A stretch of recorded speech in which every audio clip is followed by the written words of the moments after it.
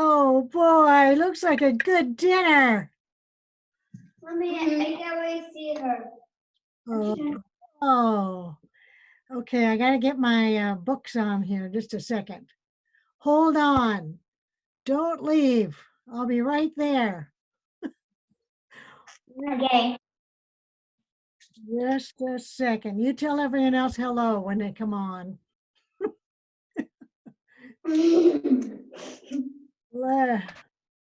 Wow. Okay. Gmail. Oops, wrong one. Never mind. Let's go back to this one. Mommy, the video. Hi. We finally can see you. We were having trouble. Oh. And we're also eating popcorn. There? Okay, I have to click these links. I'll be right there. I'm a little behind. Yeah. The thing where you can see everyone. Gotta get the pictures up. Here we go.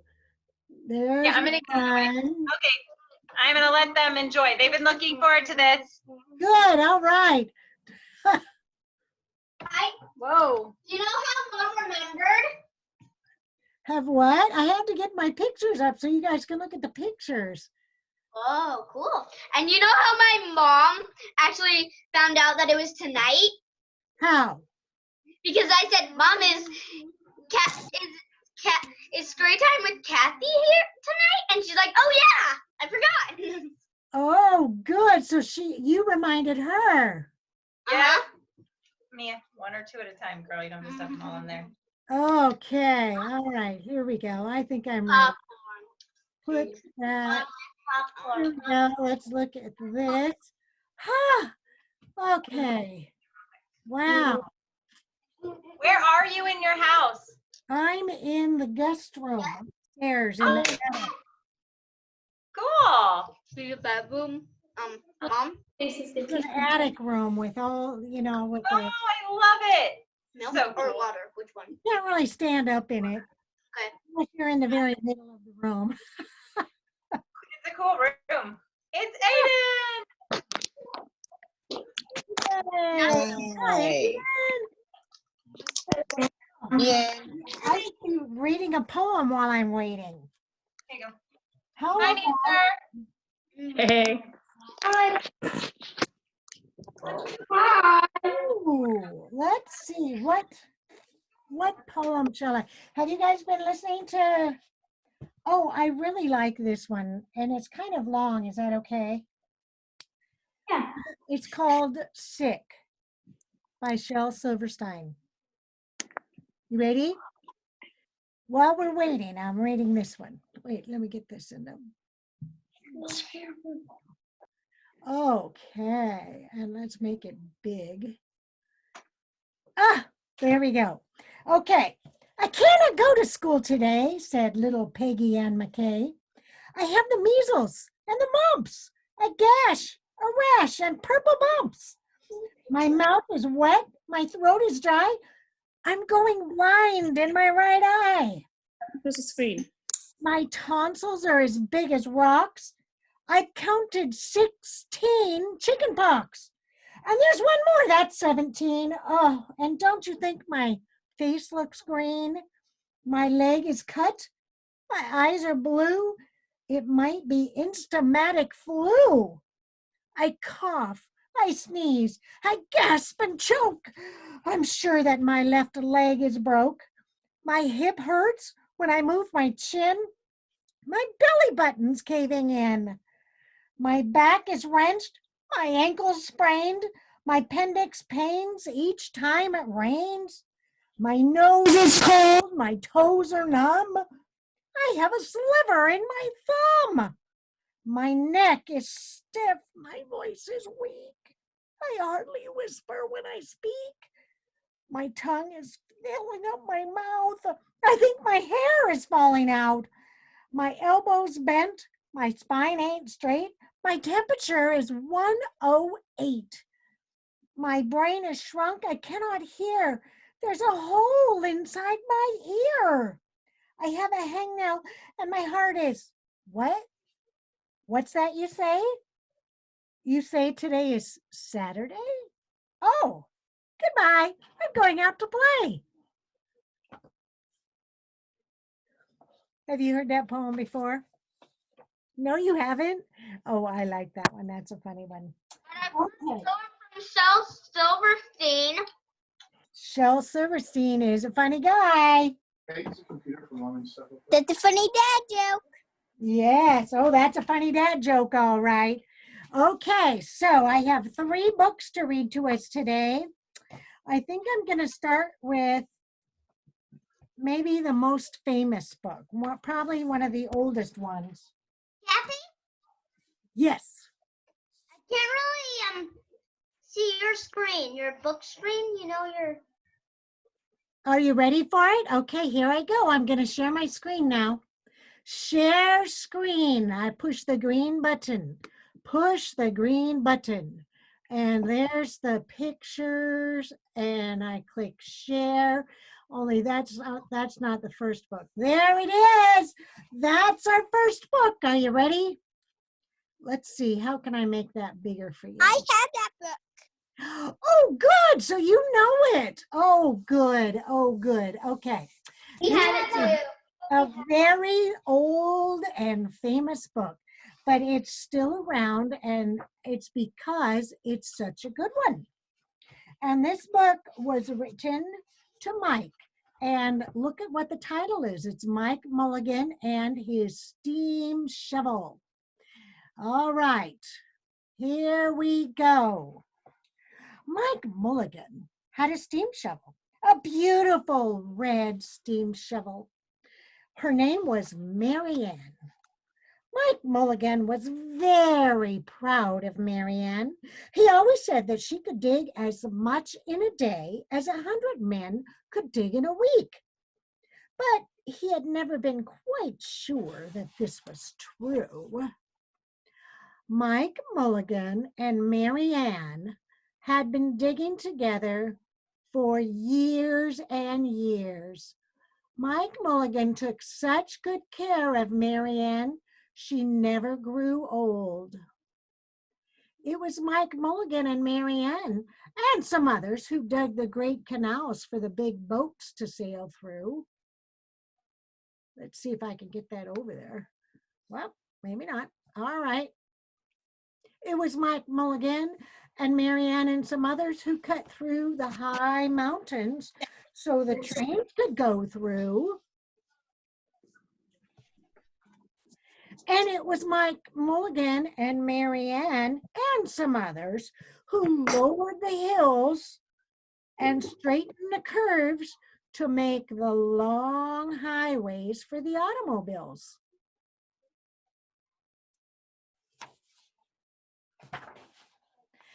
And it was Mike Mulligan and Marianne and some others who smoothed out the ground and filled the holes to make landing fields for the airplanes.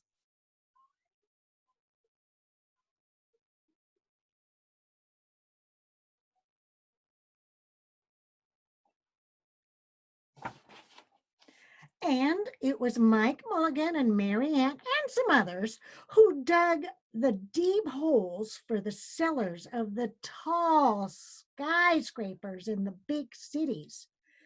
When people used to stop and watch them, Mike Mulligan and Marianne used to dig a little faster and a little better. The more people stopped, the faster and better they dug.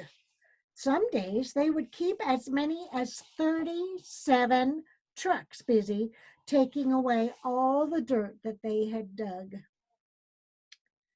Then came along the new gasoline shovels and the new electric shovels and the new diesel shovels.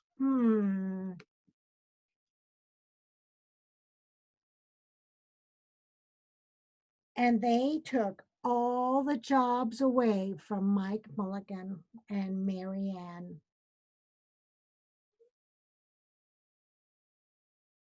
Let's see if I can get this just right for you. There, how's that? Oh, there we go.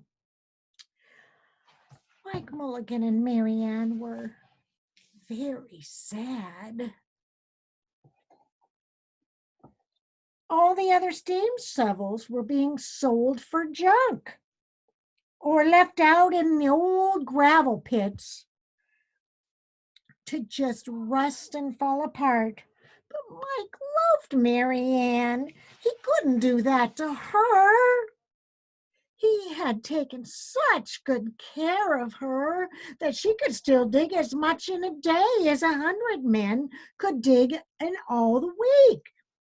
At least he thought she could, but he wasn't quite sure.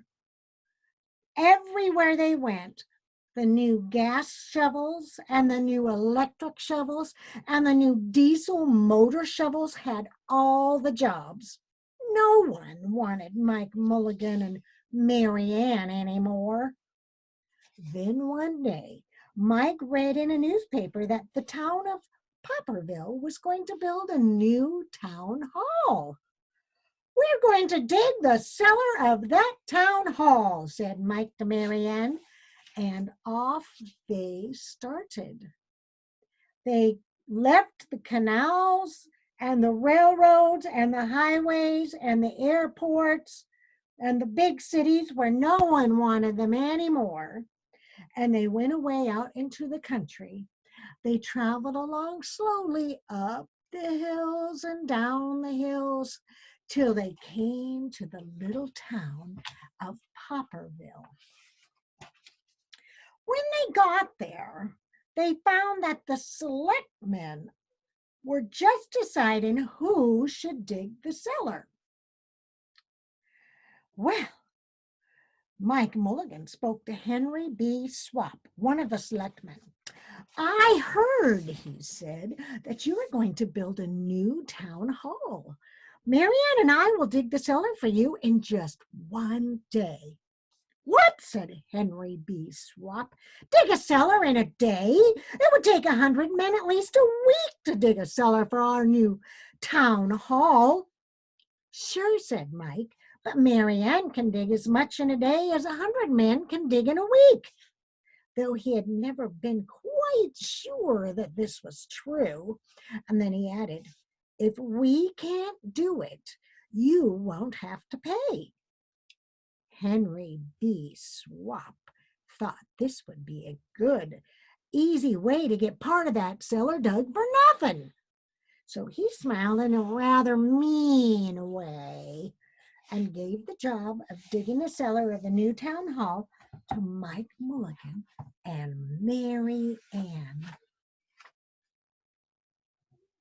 They started in early the next morning, just as the sun was coming up, and soon a little boy came along. "Do you think you will finish by sundown?" he said to Mike Mulligan. "Sure," said Mike, "if you stay and watch us. We always work better and faster when someone is watching us." So the little boy stayed to watch.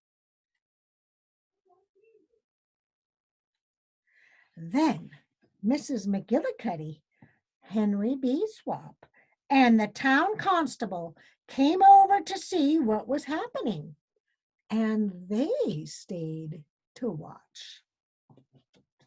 Mike Mulligan and Mary Ann dug a little faster and a little better.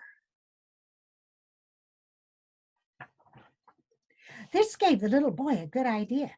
He ran off and he told the postman with the morning mail, the telegraph boy on his bicycle, the milkman with his horse, cart and horse, the doctor on his way home, and the farmer and his family coming into town for the day, and they all stopped and stayed to watch Mike Mulligan and Mary Ann. That made them dig a little faster and a little better. They finished the first corner square and neat, but the sun was getting higher. Clang, clang, clang! The fire department arrived. Oh, they had seen the smoke and thought there was a fire.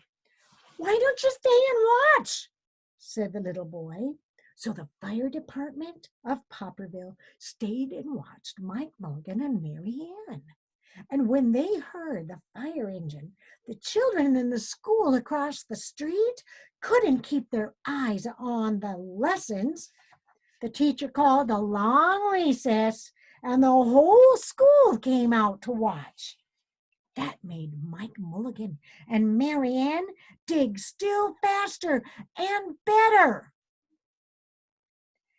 They finished the second corner neat and square, but the sun was right up on top of the sky. Now, the girl who answers the telephone called up the next towns of Bangerville and Bopperville and Kipperville and Copperville and told them what was happening in Popperville.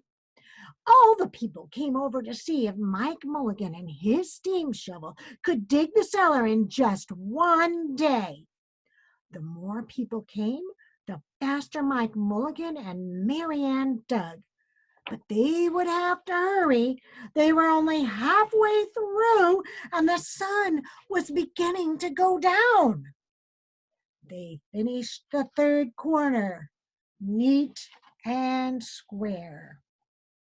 Never had Mike Mulligan and Mary Ann had so many people watch them. Never had they dug so fast and so well, and never had the sun seemed to go down so fast.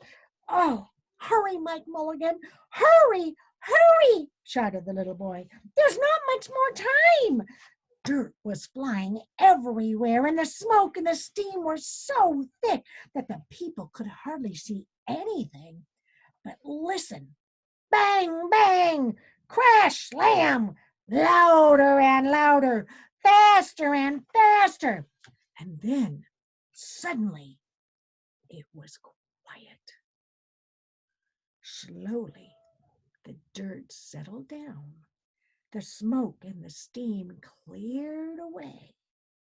And there was the cellar, all finished. Corners, neat and square. 4 walls, straight down. And Mike Mulligan and Mary Ann at the bottom. And the sun was just going down behind the hill. Hooray! Shouted the people. Hooray for Mike Mulligan and his steam shovel. They have dug the cellar in just one day. Suddenly, the little boy said, how are they going to get out? That's right, said Mrs. McGillicuddy to Henry B. Swap. How's he going to get his steam shovel out? Henry B. Swap didn't answer, but he smiled in a rather mean way. Then everybody said, how are they going to get out? Hi, Mike Mulligan. How are you going to get out? Get your steam shovel out. Mike Mulligan looked around at the 4 square walls and the 4 square corners. And he said, we've dug so fast and so well that we've quite forgotten to leave a way out. Nothing like this has ever happened to Mike Mulligan and the steam shovel before.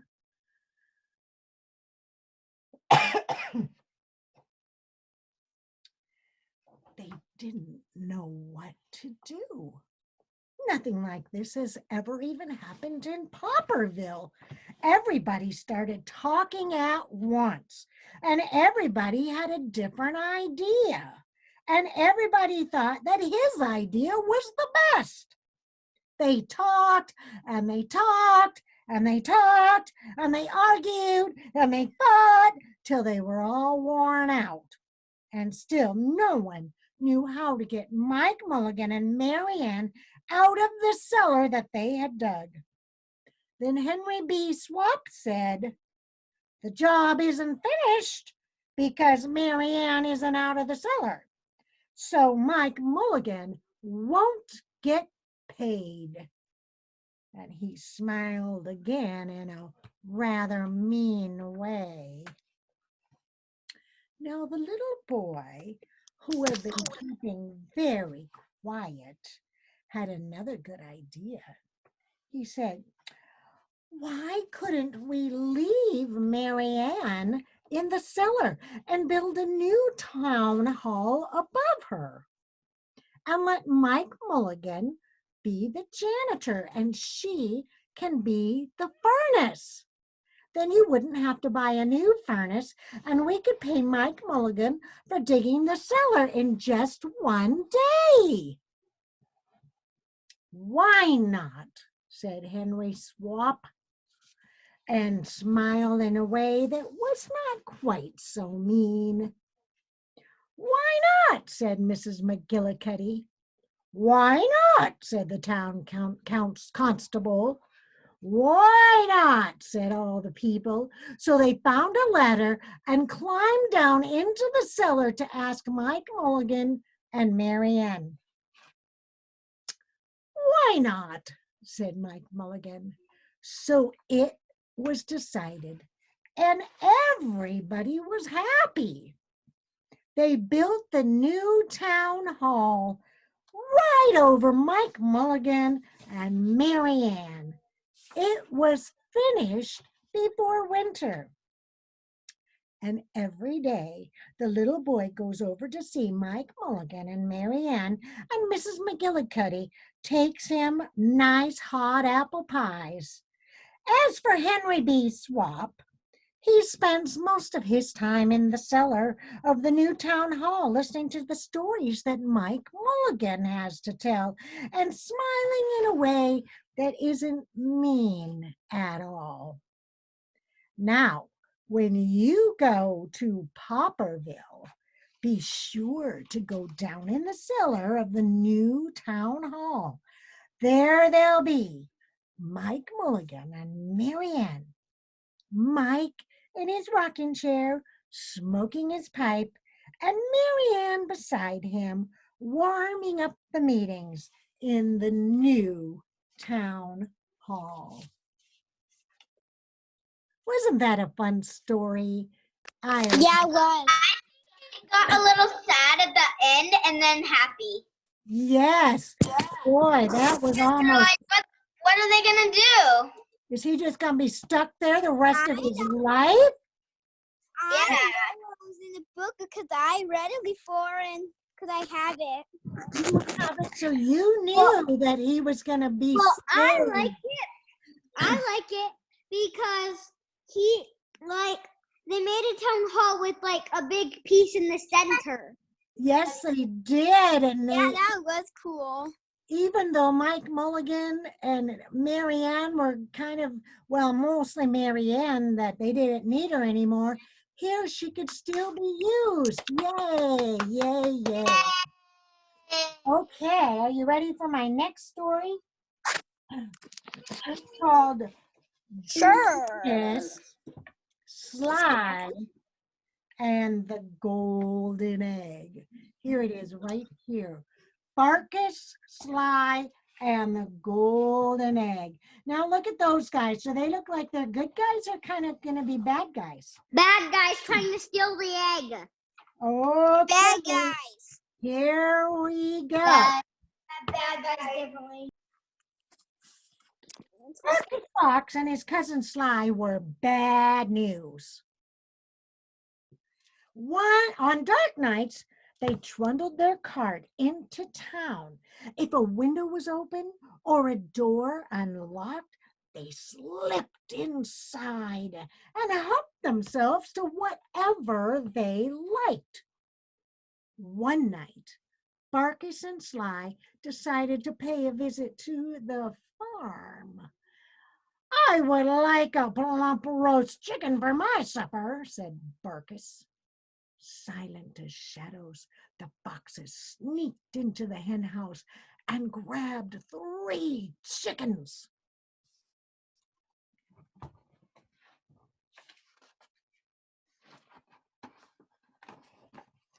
But when Barkus and Sky got home, they were too tired to wait for a chicken to cook. There's a pie in the cupboard, said Barkus. We'll put these hens in the shed and roast them tomorrow.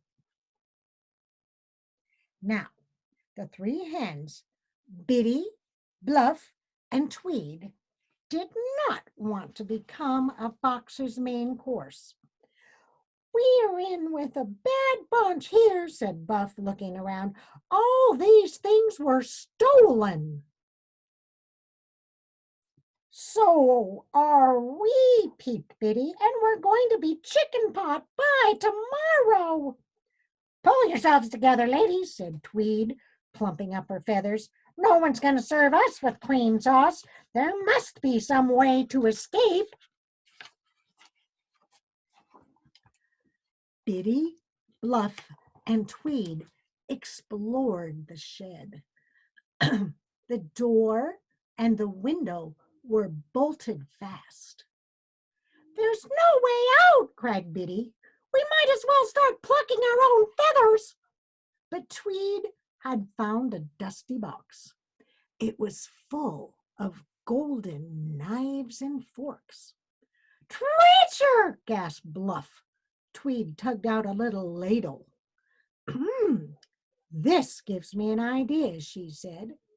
Ladies, let's build a nest.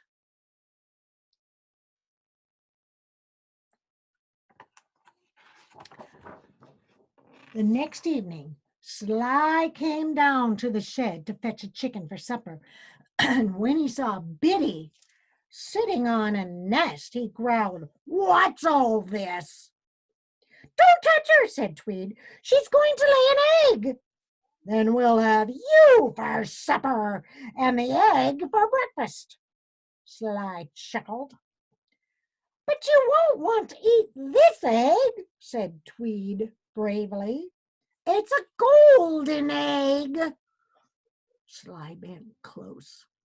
Did you say golden? Who else knows about this? No one, replied Tweed, but if you eat one of us, she'll be so upset that she won't lay. Sly looked suspiciously at the chickens. All right, I'll leave it tonight and come back tomorrow. But if I find you've been tricking me there, will be terrible trouble. And he snapped his hungry jaws. Then, snatching up an old boot that was lying on the floor, he locked the shed behind him. At supper time, Sly made stew with some leather that was cut from the boot. That chicken was a tough old bird, said Barkus as he wiped his whiskers. Oh, do you think so, cousin? Said Sly. I must have overcooked it. And the two foxes sat by the fire, and Sly dreamed of the life he would lead when he'd sold that golden egg. The following night, Sly hurried to the shed. Sure enough, Tweed lifted Biddy's feathers, and there glinted the golden ladle. Sly gasped, Give it to me! But Tweed stood bravely between him and the nest. You cannot have it, she said. You must let it hatch, for the chick from a golden egg will lay golden eggs herself someday. Now, Sly was a bad fox. He had no intention of sharing his fortune with his cousin. He made another boot stew and served it up with Barkus with a sweet smile. Ugh, said Barkus as he pulled a bootlace out of his teeth. Oh, that's where that went, said Sly. But the bootlace made Barkus suspicious. He went down to the shed where Tweed repeated her story about the golden egg. So, Sly has been tricking me, growled Barkus. He plans to steal away with us, stuttered Tweed, as soon as the chick is hatched. Not if I get it first, said Barkus as he stalked off angrily. When Barkus had gone, Biddy and Bluff flapped around in a panic. Now we'll come to a terrible end. Oh, they squawked. Keep calm, ladies, said Tweed. My plan is foolproof. You'll see. The following night, Sly returned to look at the egg. Tweed saw his greedy eyes glint. It will grow much bigger if the mother eats a plum cake. So later that night, while Barkus was busy stealing a bird bath, Sly slipped into the bakery.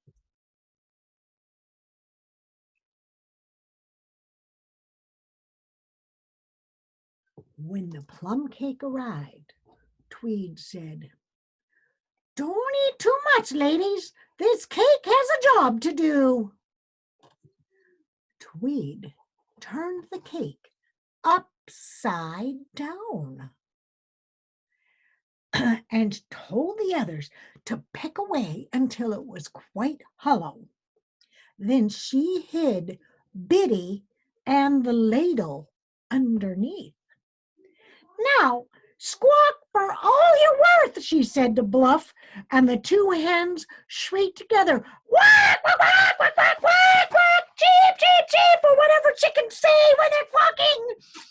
The first to come running was Sly. "They've gone! They've gone!" cried Tweed. Sly searched every inch of the shed, throwing things about in a rage, but he never thought to look under the cake.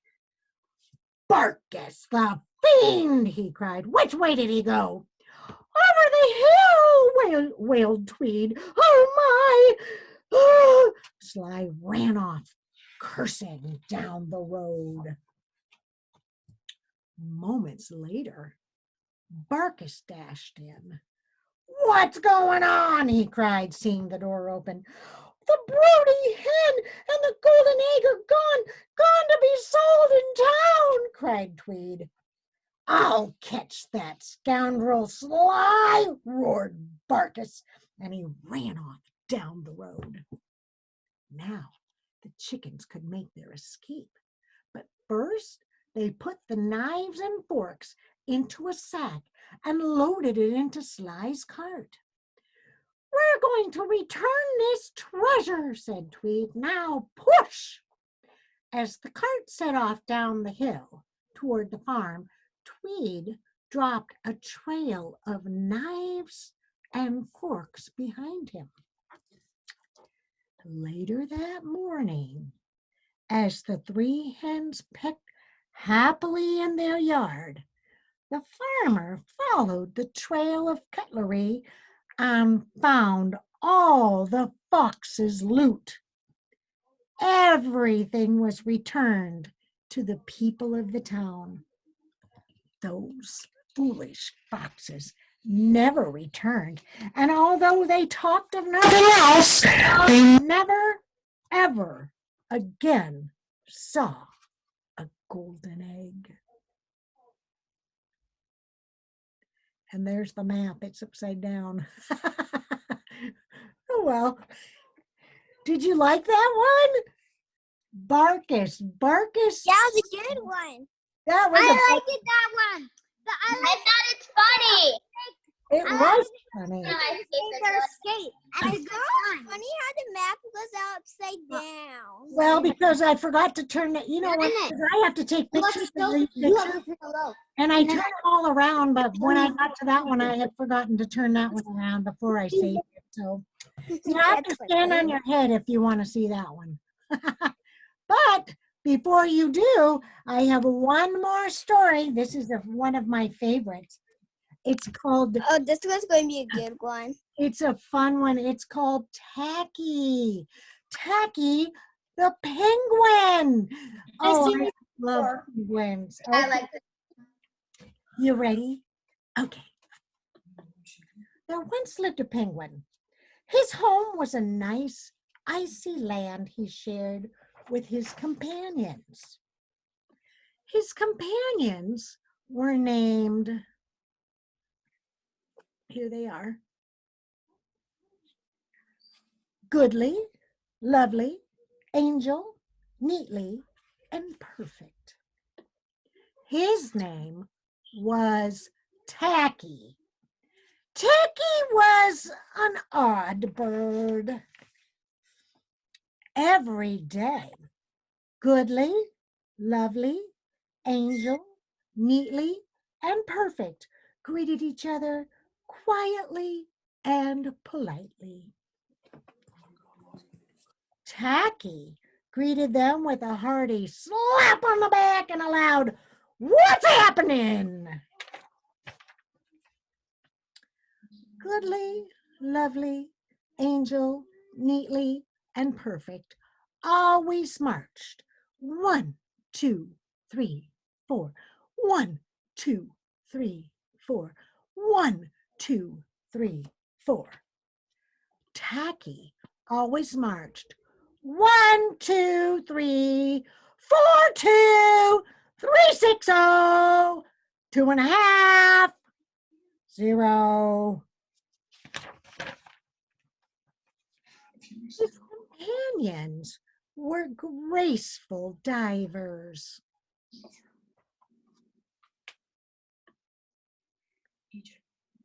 Tacky liked to do splashy cannonballs. Goodly, Lovely, Angel, Neatly, and Perfect always sang pretty songs like "Sunrise on the Iceberg." Tacky always sings like, "How many toes does a fish have?" Tacky was an odd bird. One day, the penguins heard thump, thump, thump feet in the distance. This could mean only one thing. Hunters had come.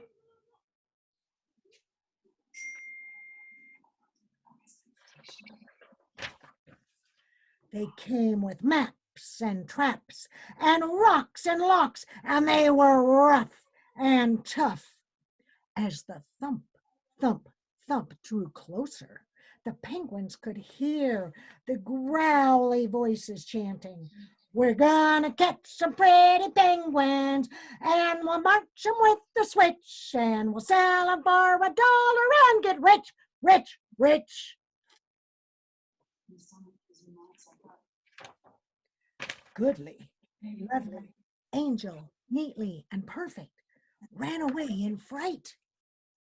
They hid behind a block of ice. Tacky stood alone. The hunters marched right up to him and chanted, "We're gonna catch some pretty penguins, and we'll march 'em with the switch, and we'll sell 'em for $1 and get rich, rich, rich."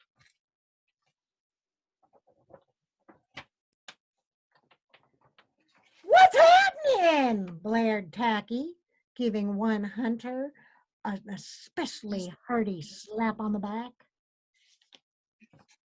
They growled, "We're hunting for penguins. That's what's happening." "Penguins?" said Tacky. "Do you mean those birds that march neatly in a row?" And he marched 1, 2, 3, 4, 2, 3, 6, 0, 2.5, 0. The hunters looked puzzled. "Do you mean those birds that dive so gracefully?" asked Tacky. And he did a splashy cannonball. The hunters looked wet. Do you mean those birds that sing such pretty songs? And Tacky began to sing. And from behind a block of ice came the voices of his companions, all singing as loudly and as dreadfully as they could. How many toes does a fish have? And how many wings on a cow? I wonder, yep, I wonder. The hunters could not stand the horrible singing. This could not be the land of pretty penguins. They ran away with their hands clasped tightly over their ears, leaving behind their maps and traps and rocks and locks, and not looking at all rough and tough. Goodly, lovely, angel, neatly, and perfect, hugged Tacky. Tacky was an odd bird, but a very nice bird to have around. Can I Wasn't tell you that so fun? Want me to update you? Yeah. Come on. That's a cool book. Tacky. All right, guys, those are our 3 books. Can you do the poem again? Yeah, The Sick by Shelford Silverstein. How am I there? Thank you. Yeah, that was very cool, Betcha. Miss Cassie. And you guys had a good day today? Yeah. I will. I'll close with this poem so you can tell it to your mamas tomorrow. Okay. Okay. Okay, you ready? Sick.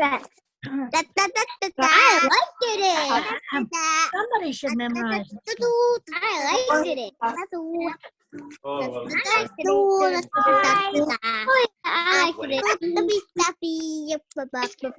You know poem day? It's yes, poem in your pocket. So don't forget now. Okay. Oh, then I must have to print up. Yes, you can print this. You can find this one in a book. Okay. I'm making my own poem. I'm making my own poem. Are you for Poem in Your Pocket Day on April 30? Good. We're going to have poetry tea time. Okay, here we go. On Zoom or something? Yeah. Poetry. Yay! You're all going to have your tea or your whatever you drank, and we're going to just have so much fun reading poems to everybody. Okay. I'm going to read this one more time before our time runs out. Oh, okay. I cannot go to school today, said little Peggy Ann McKay. I have the measles and the mumps, a gash, a rash, and purple bumps. My mouth is wet, my throat is dry. I'm going blind in my right eye. My tonsils are as big as rocks. I've counted 16 chicken pox. Oh, and there's one more. That's 17. Don't you think my face looks green? My leg is cut. My eyes are blue. It might be instamatic flu. I cough and sneeze and gasp and choke. I'm sure that my left leg is broke. My hip hurts when I move my chin. My belly button's caving in. My back is wrenched. My ankle sprained. My appendix pains each time it rains. My nose is cold. My toes are numb. I have a sliver in my thumb. My neck is stiff. My voice is weak. I hardly whisper when I speak. My tongue is filling up my mouth. I think my hair is falling out. My elbows bent. My spine ain't straight. My temperature is 108. My brain is shrunk. I cannot hear. There is a hole inside my ear. I have a hangnail. My heart is... What? What's that you say? You say today is Saturday? Oh, goodbye. I'm going out to play. That's a fun one, huh? All right, my little chickadees. Thank you for hanging in there. And I will see you tomorrow at lunchtime for the Moffats.